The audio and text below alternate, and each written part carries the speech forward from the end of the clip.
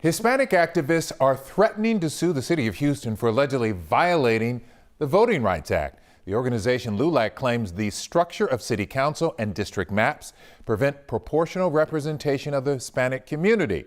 Matt Doherty with the story tonight. LULAC says the same thing happened in San Antonio, and the city had to change. The result, they say, was more Hispanics were elected to the city's council, which resulted in more proportional representation for their population.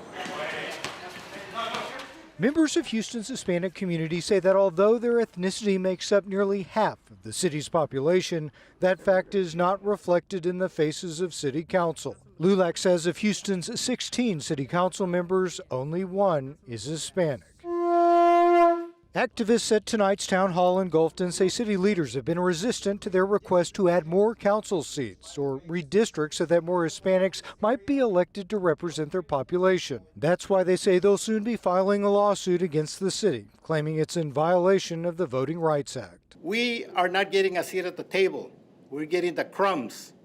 And out of 16 council members, we only have one Hispanic. LULAC would have to sue after this election, demonstrating that the plan that the council had approved for the 11-5 council members did not elect proportional representation for the Hispanic community. KHOU 11 political analyst Bob Stein says for the lawsuit to be successful, LULAC would also have to show that given the opportunity, most Hispanics would elect a Hispanic candidate most of the time. Stein says ensuring proportional representation will not be an easy task. In order to get anywhere near the proportional representation of Hispanics, you might have to increase the council size by as many as 5 to upwards of 10 new single-member districts. Activists say greater representation in city government means more attention to the needs of their community. Where they're passing out the money, we should have representation there that says, hey, we need our streets